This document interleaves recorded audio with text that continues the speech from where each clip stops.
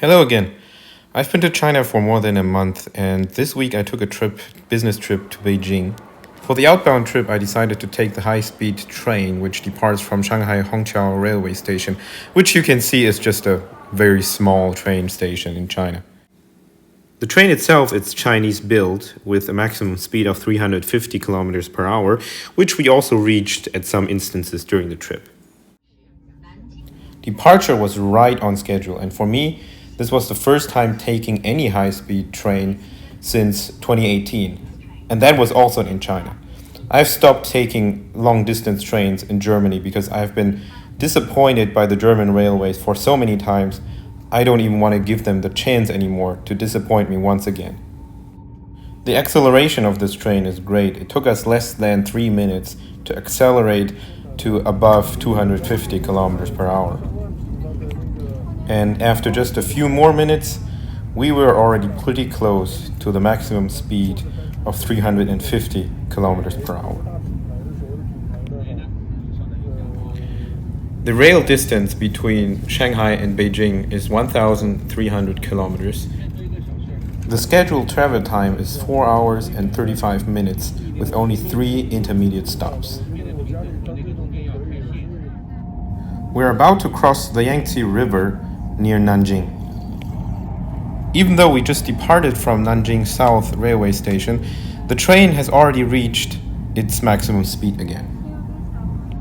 Meanwhile, I just read in the German newspaper that the German train conductors have just launched their third industrial action within a few weeks. Notice how all the railway tracks are built on elevated bridges to minimize land usage and also the disruptions of other infrastructures on the ground.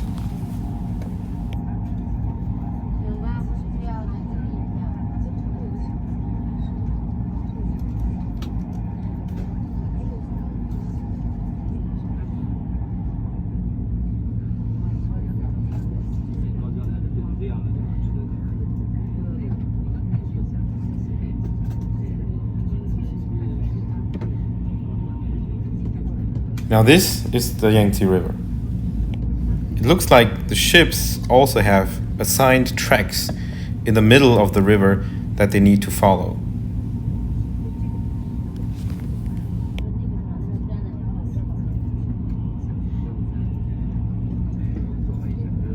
As you can see, there's a lot of traffic on this railway line.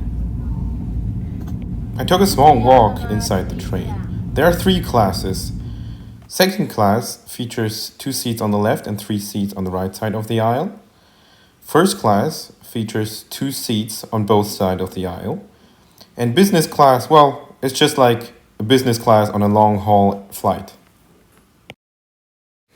The train itself is nicely designed, and for some of the elements, it's actually not hard to spot the similarities to the Siemens Velaro platform that was introduced in China some years ago. We finally arrived in Beijing 5 minutes ahead of schedule, which is something that I'm really not used to from Germany.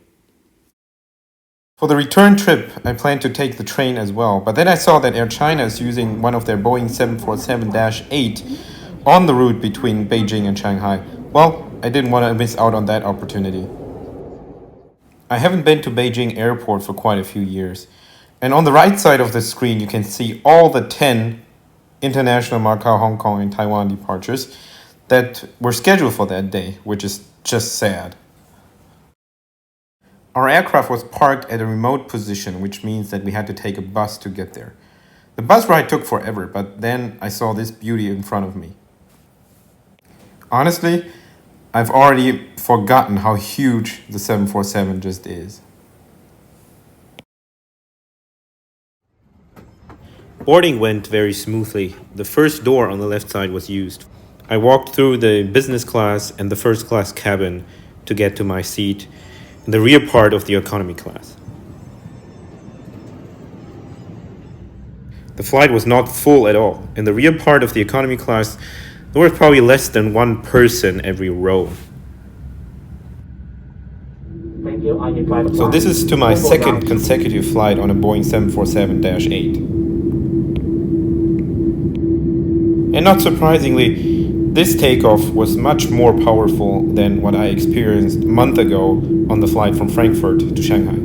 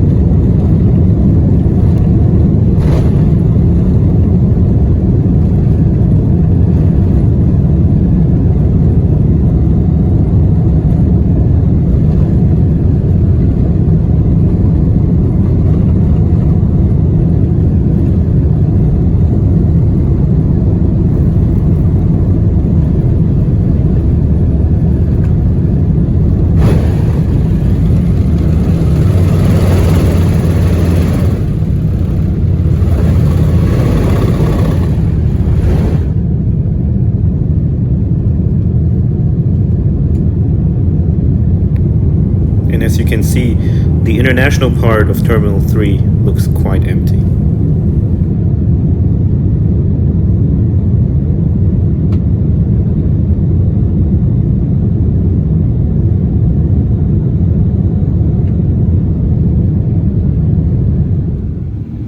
The 747-8, just like the previous models, has this rather unique feature of having both an outer and an inner aileron. The inner aileron is typically used for high speeds, while the outer one is used for lower speeds. I had a chat with my college professor after the flight, and he told me the reason why both ailerons are needed is because of the stiffness, or rather the lack of stiffness of the wing. In addition, the 747 has a rather high sweep angle, which further decreases the stiffness. This part was taken during the approach, and you can see that both ailerons are actually moving and contributing to the roll rate.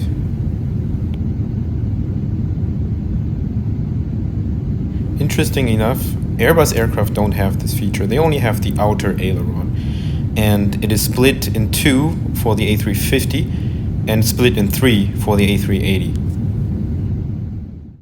To all the American and European carriers out there, this is how food should look like on a domestic flight in economy. The approach to Shanghai Hongqiao was quite bumpy because of thunderstorms. Well, let's just take a look at it and enjoy the view.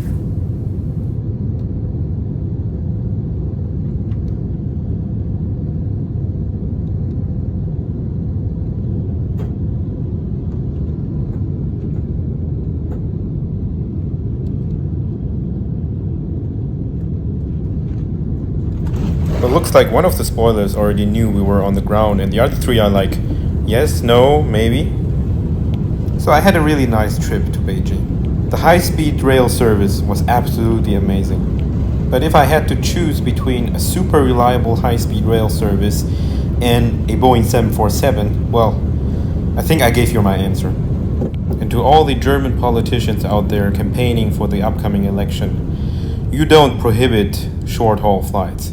You just offer better alternatives to make them obsolete. Thank you so much for watching, and I hope to see you all soon. And I hope next time the weather in Shanghai will be better than it was now.